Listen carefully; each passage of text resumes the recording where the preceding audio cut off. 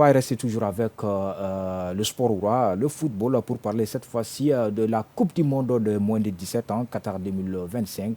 Le parcours des Aiglonnais du Mali s'est arrêté au stade des huitièmes des finales. Alors, Drissa, comment évaluez-vous le parcours du Mali à cette Coupe du Monde? On était quand même troisième lors de la précédente édition. Cette fois-ci, on termine... on est éliminé au stade des huitièmes de finale. Bon, c'est une étape supplémentaire. Bon, une étape supplémentaire. Ouais, c'est vrai, il y a une nouvelle formule parce que quand tu regardes par rapport à l'édition 32 contre 48. Voilà, donc 32, ça c'est considéré comme quart de finale. Même là, c'est moyen. Donc d'abord, je commencerai par ça, c'est un parcours moyen. Et en termes de but, on peut le dire ainsi parce que en termes de résultats, parce qu'en termes de but, c'est vrai, quand tu regardes, je crois, ils marquent 2 buts lors de la première journée, 3 buts lors de la première journée, ils encaissent 3. Et ensuite, ils gagnent 2-0 pour se qualifier pour les 16e de finale. Maintenant, c'est vrai, en 16e de finale, on a quand même... Ouais, justement, contre la Zambie. On gagne 3-1 contre la Zambie. Après avoir concédé l'ouverture du score. Tout à fait. Donc ça, on va dire, il y a eu du caractère pour revenir. Mais après, c'est l'opposition dans laquelle j'étais attendu qu'ils perdent. Ouais, face au Maroc. Face au Maroc. Et là, quand tu regardes un peu, c'est qu'on dirait qu'on a perdu nos têtes. Donc c'est un parcours moyen. Un parcours moyen, parce que sur une même situation, deux situations similaires, on prend 2 buts. Ouais. Et donc après, bon, je crois le 3e, on l'encaisse en fin de partie. Mais honnêtement, moi, rarement j'ai vu aussi une équipe nationale U17 moyenne, il faut le reconnaître, où on va dire que le travail pour faire la différence, on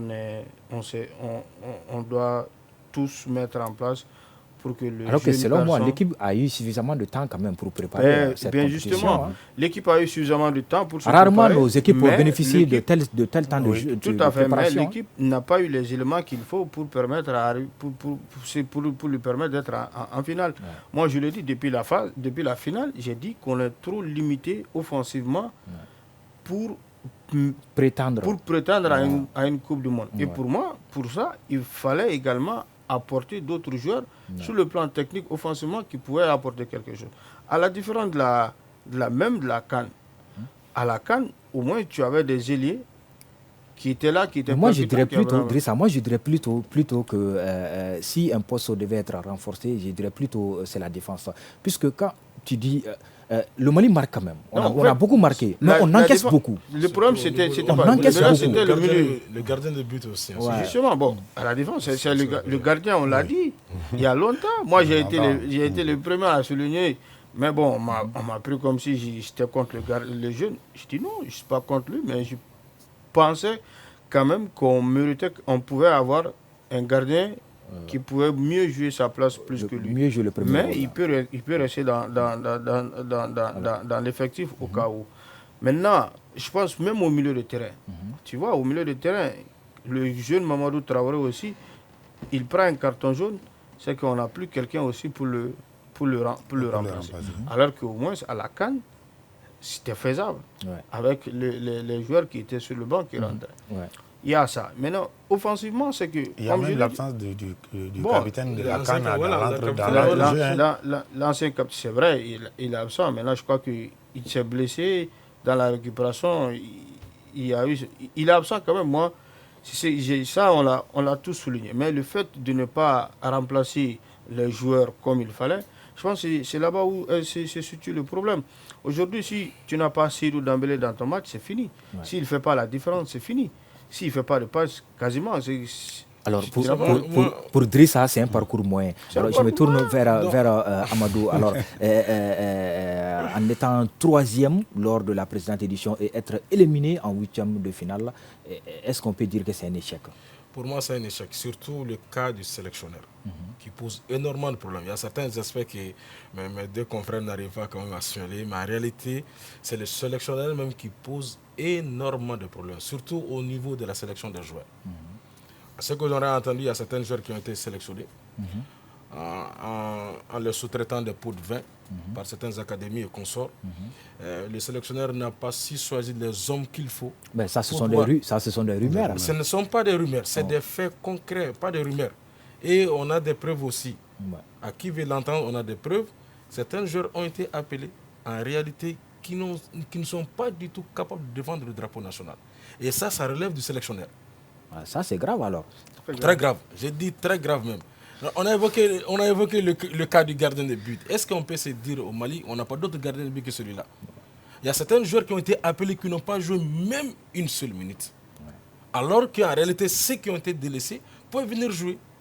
Mais que cela n'empêche, je pense que la fédération doit essayer d'avoir quand même l'expertise en la matière et trouver des voies et moyens pour que le sélectionneur doit s'expliquer et donner tous les contours qui n'ont pas marché et pour essayer quand même de tirer les leçons nécessaires d'ici les prochaines éditions qui vont débuter. Alors pour Drissa, on va avancer, on n'a plus le temps. Pour Drissa, c'est un parcours moyen, pour Amadou, c'est un échec. Alors Abdoul, comment vous évaluez cette élimination des Aiglonnais du Mali? Comme tu as dit, c'est un échec. Et troisième de l'édition précédente. Cette année, tu es éliminé au niveau des huitièmes de finale. Je pense que c'est un échec. On doit tirer des leçons pour préparer maintenant. Que doit faire la fédération maintenant?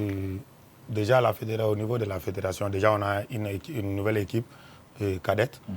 On doit préparer cette équipe et donner assez de temps aux sélectionneurs de pouvoir bien préparer l'équipe, de pouvoir bien faire des tris encore. Parce qu'on a vu cette équipe au niveau du tournoi IFOA qui a des difficultés.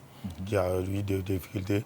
Il y a le sélectionneur aussi qui a souligné qu'il n'a pas eu assez de temps pour faire les tris et sélectionner les 23 joueurs. Je pense qu'au niveau de la fédération, on doit nommer à temps. Parce que déjà, moi je pense que le contrat de Demba, c'était juste pour les tournois. Pour la qualification. Pour la qualification. Pour la CAN. Déjà, on doit nommer quelqu'un à temps pour bien préparer la CAN. En tout cas, prendre une décision. Prendre une décision. Voilà, il faut que la fédération prenne une décision. D'accord. Donc, on va donc... tu as quelque chose à ajouter? Non, je crois que... Voilà, je pense que quelqu'un qui parlait de la mission, sa mission est terminée. Sa mission, voilà. De Demba, ouais. Demba. Non. Je parle de Demba. Ah, voilà. Demba, je crois que, bon, peut-être dans les jours à venir, on va apprendre qu'il a été reconduit. Que ça soit à temps pour lui permettre de bien préparer la Coupe d'Afrique des Nations. Voilà, donc...